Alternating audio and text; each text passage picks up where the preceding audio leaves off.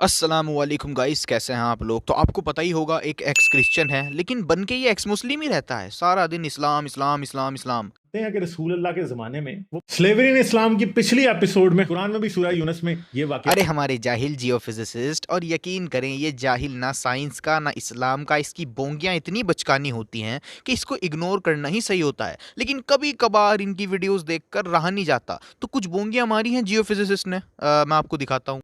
अच्छा, गालिब कमाल अब्राहा की स्टोरी पर क्वेश्चन करता है। अब ये अब्राहा कौन था? तो रसूलुल्लाह सल्लल्लाहु अलैहि वसल्लम से कुछ समय पहले एक यमन का किंग था अब्राहा।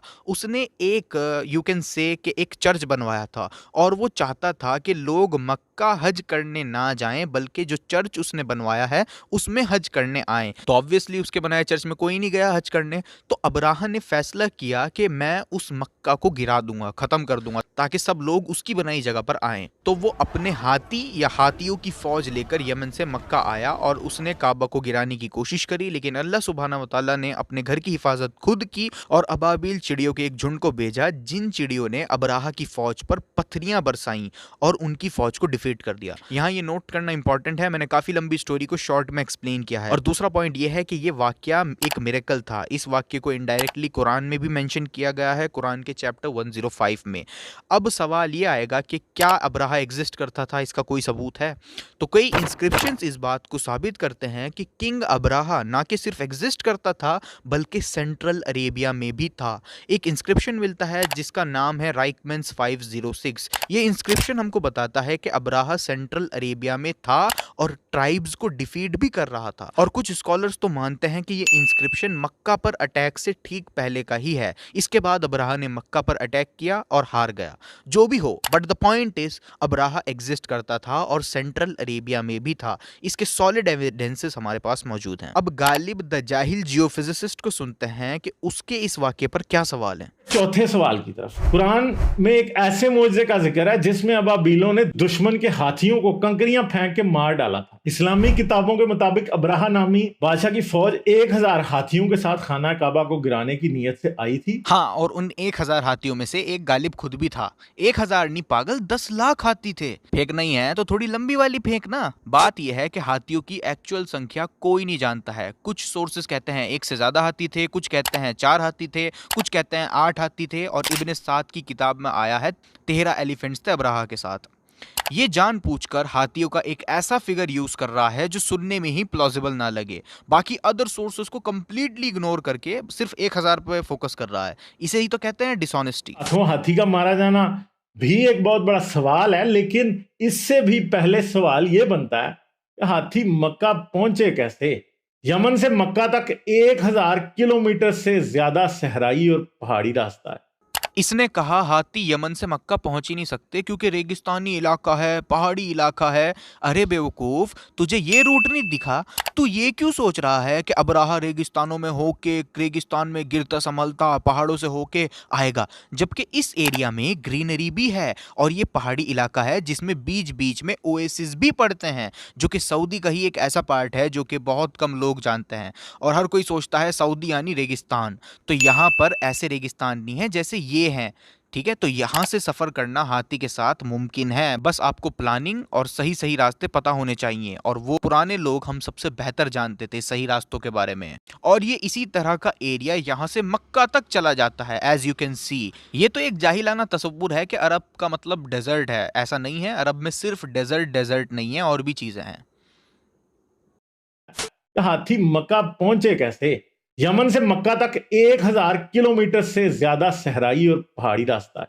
दुनिया का कोई भी हाथी इस रूट पर इतना सफर नहीं कर सकता। दूसरी बात यह है कि एक हाथी आम हालत में 40 किलोमीटर की रफ्तार से ज्यादा नहीं दौड़ सकता। मसलसल दिन रात चल के मक्का पहुंचने में 25-30 दिन लगेंगे। हाथियों में स्वेट ग्लैंड्स ना होने के बराबर, जिसकी वजह से वो अपना जिस्म ठंडा करने के लिए अपने ऊपर कीचड़ या गारा डालते हैं, और उसके लिए उन्हें पानी की जरूरत होती है। और अगर हाथी के जिस्म का टेम्परेचर एक खास हद से बढ़ जाए तो हाथी मर जाता है। अब सवाल ये आएगा, क्या हाथी इतना सफर कर सकते हैं? तो ये जाहिल हाथी को बस एक तरह का समझ रहा है कि हाथी बस वही होते हैं जो जंगलों में रहते हैं, और हाथी की कोई और किस्म नहीं होती इस जाहिल के अकॉर्डिंग।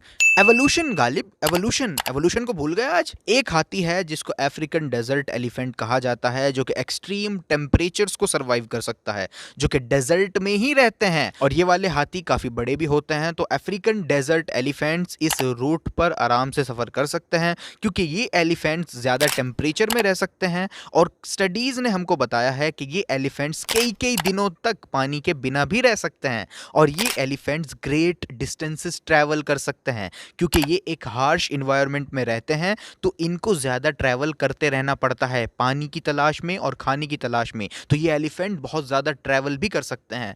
तो गालिब ये वाली एलिफेंट की प्रजाति एग्जिस्ट करती है। एलिफेंट सिर्फ वही नहीं होते जो जंगलों में रहते हैं, ये वाले एलिफेंट डेजर्ट्स में रहते हैं। और जैसा कि मैंने बताया कि ये एरिया एक माउंटेन रेंज है, यहाँ ऐसे डेजर्ट नहीं है जैसे इस एरिया में है। इस एरिया में बीच बीच में ओएसिस भी पड़ते हैं। तो यहाँ से सफ़र इस हाथी के साथ और अच्छी प्लानिंग के साथ, और वैसे भी पुराने लोग सर्वाइवल एक्सपर्ट थे, तो वो लोग आराम से सफ़र कर सकते थे। तेरी तरह नहीं होता हर कोई कि कैमरा खोला इस्लाम, कैमरा खोला इस्लाम, इस्लाम इस्लाम। लोगों का कोई हाल ढूंढ भी लिया जाए तब भी आर्कियोलॉजिकल खुदाइयों के दौरान मक्का के आसपास तो क्या सैकड़ों किलोमीटर दूर तक भी किसी हाथियों वाली फौज के बाकायाजात का आज तक कोई निशान नहीं मिला। अब हजार हाथियों वाली फौज का कोई एविडेंस ना मिले समझ में आता है, क्योंकि अब्राहा हजार हाथी लाया ही नहीं था। किसी जगह 4 का जिक्र है, किसी जगह 8 का जिक्र है, और किसी जगह 13 हाथियों का जिक्र आता है। अब सवाल ये आएगा कि उन कम हाथियों का ही आर्कियोलॉजिकल एविडेंसेस क्यों नहीं मिले? तो इसका जवाब खुद कुरान हमको देता है। कुरान कहता है कि जब अबाबीलों ने अब्राहा की सेना पर हमला किया, तो हमले के बाद उनकी फौज चबाए हुए खाए हुए भूसे की तरह हो गई थी।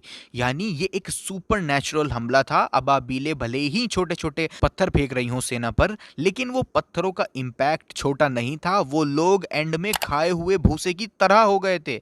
तो जो चीज को अल्लाह ने ही भूसा बना दिया, उसका क्या एविडेंस मिलेगा? नथिंग। तो हाथियों की तादाद कम ही थी, और कम हाथियों वाली एक आर्मी की कार्विंग्स हमको मिली हैं सऊदी अरब के नजरान एरिया में। इस पत्थर पर हाथी और उसके चलाने वाले को बनाया गया है, और एक से ज्यादा हाथी बनाए गए हैं इस एरिया में। तो क्लियरली हाथी वहां मौजूद थे। ये कार्विंग्स इस बात का सबूत है। बाकी अब्राहा हजार हाथी लाया था, ये सब एग्जैजरेशन एग्जिस्ट करती हैं स्टोरी में, जो कि रिलायबल नहीं है।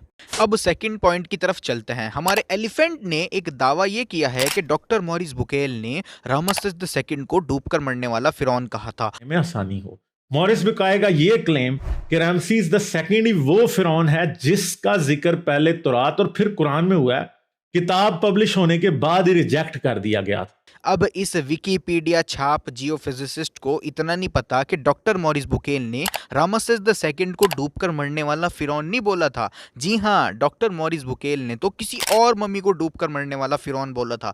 डॉक्टर मॉरिस बुकेल इस कंक्लूजन पर आए थे कि there was 2 different pharaohs, not the same one, क्योंकि बाइबल में लिखा है कि 2 फिरौन थे। पहला फिरौन वो था जिसके साथ मूसा अलैहिस्सलाम पले बड़े, और दूसरा फिरौन वो था जो डूबकर मरा था।